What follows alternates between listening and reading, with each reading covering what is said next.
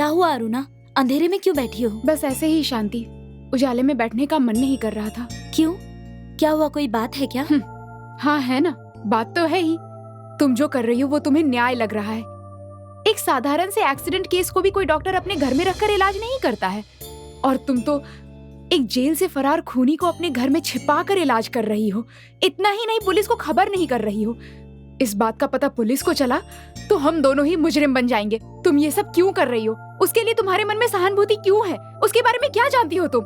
जो बातें तुम्हें नहीं पता है वो मैं जानती हूँ, इसीलिए दया दिखा रही हूँ। विजया का जो संसार तुमने नहीं देखा वो मैंने देखा है। तुमने अपने मन में बहुत गलत कल्पना बना रखी है, ये तुम्हारी गलत फहमी है। तुम्हें क्या लगता है अरुणा, वो जो कुछ भी लिखवा रहा था तुम कौन हो ये जानने के बाद लिखवा रहा था? अपनी गर्भवती पत्नी की आधी रात को उसने हत्या कर दी, ये तुम्हें किसने बताया? हाँ, तुमने खुद देखा या तुम्हारी बहन ने तुम्हें पत्र लिखा था? ये सब बातें तुम्हें किसने बताई? इन सब बातों की तुमने खुद कल्पना की है, ये मैं अच्छी तरह जानती हूँ। मैं कानून नहीं जानती, मुझे नहीं पता न्याय क्या है और अन्याय क्या। मुझे बस इतना पता है कि वो जेल से फरार हुआ है, लेकिन किसी निर्दोष को सजा नहीं मिलनी चाहिए। और अगर तुम अभी भी समझने के लिए तैयार नहीं हो और तुम यही चाहती हो कि एक निर्दोष को सजा मिले, तो मैं खुद ही पुलिस को फोन करके उसे कानून के हवाले कर देती हूँ।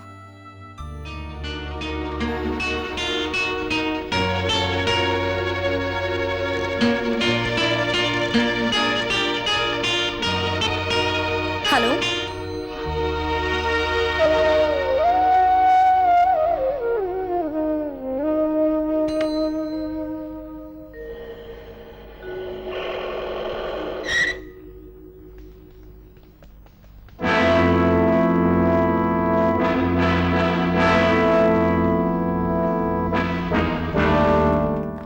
एक्सक्यूज मी, हम जेल से फरार रवि वर्मा के बारे में पूछने आए हैं।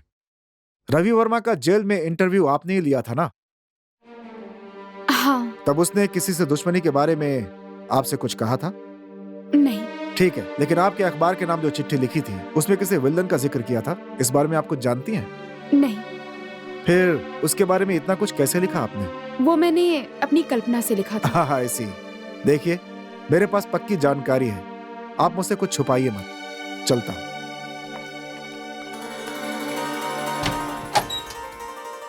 शांति जी, आप किससे बात कर रही थी? हाँ, वो तुम्हारे बारे में पूछने पुलिस आई थी। तो आप मुझे उनके हवाले कर देंगी? एक अच्छा मुहूर्त देखकर तुम्हें उन्हें सौंप दूंगी। मैं खाने के लिए कुछ ले आती हूँ।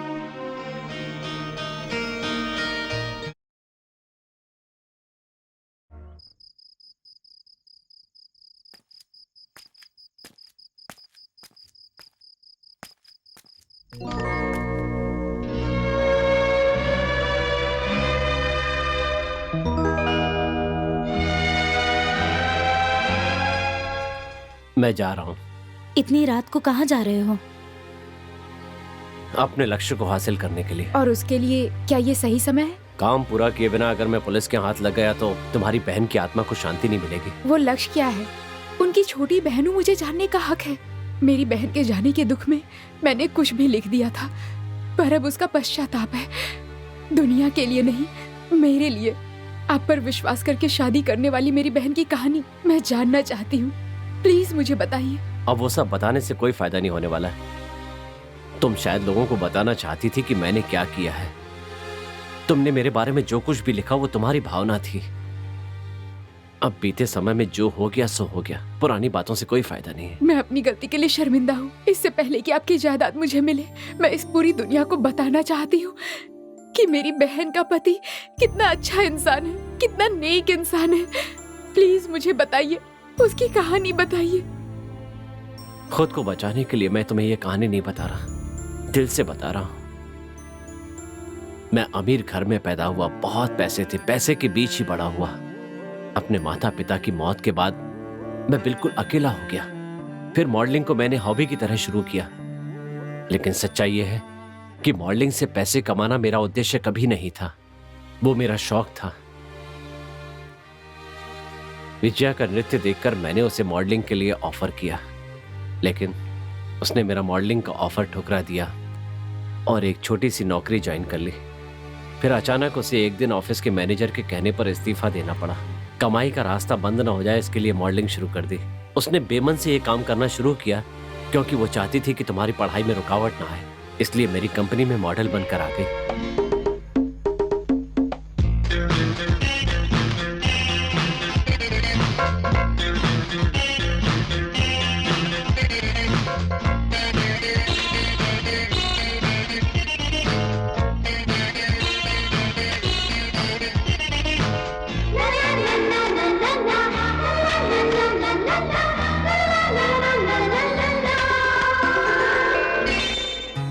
ब्यूटीफुल फ्लैश, ये सिर्फ एक क्लिक नहीं है, देखने वालों के लिए एक किक है। ये आंख नहीं है, ना, फ्लैश बल्ब है। ये एक ब्लैंक चेक है, सही कर रहा हूं, एक ब्लैंक चेक। इसे पाने वाला भाग्यशाली कौन है भला? हाँ? हे इडियट, वो तुम नहीं हो। बाय द वे भानु, मैं बॉम्बे जा रहा हूँ। तुम एक काम करना, पेंटिंग एडवर्टाइजिंग के लिए स्टिल्स तैयार कर देना, ओके? इसमें तुम्हारी क्या जरूरत है? तुम आओगे तब तक रेडी हो जाएंगे। फर्स्ट इज माई टेस्ट, चलता हूँ।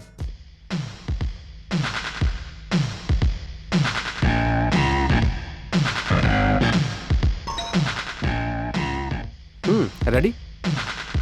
रेडी। थोड़ा सा लेफ्ट और लेफ्ट।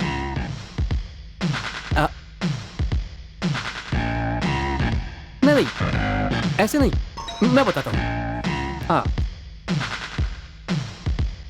ऐसे ऐसे। हाँ, ये ठीक रहेगा। अभी फ्लैश एकदम ठीक से पड़ेगा। सुनिए, आप जरा दूर से बताइए, किसी का हाथ लगाना मुझे पसंद नहीं। एक बार कहने से मेरी समझ में आता है। अगर ये बात है तो ठीक है, मैं आपको दूर से ही समझा दूंगा। आप किसी बात की चिंता मत कीजिए। Study, smile, smile, ready, okay. अब एक काम कीजिए, उस साबुन के एडवर्टाइजमेंट के लिए बाथरूम में जाकर टॉवल पहन के आओ। Bathroom towel? रवि वर्मा जी ने तो ऐसा कुछ नहीं बताया था। मैं इसके लिए तैयार नहीं हूँ। कोई बात नहीं, ऑल राइट। तुम जाकर दूसरे कपड़े पहन कर आओ। बॉय, सर, तुम्हारी मैडम को कपड़े बदल कर आने में बहुत देर लगेगी। तब तक तुम जाकर 5 स्टार होटल में आराम से खाना खाकर आना। समझ गए ना? Okay, sir. No problem. Thank you sir. जाओ जाओ।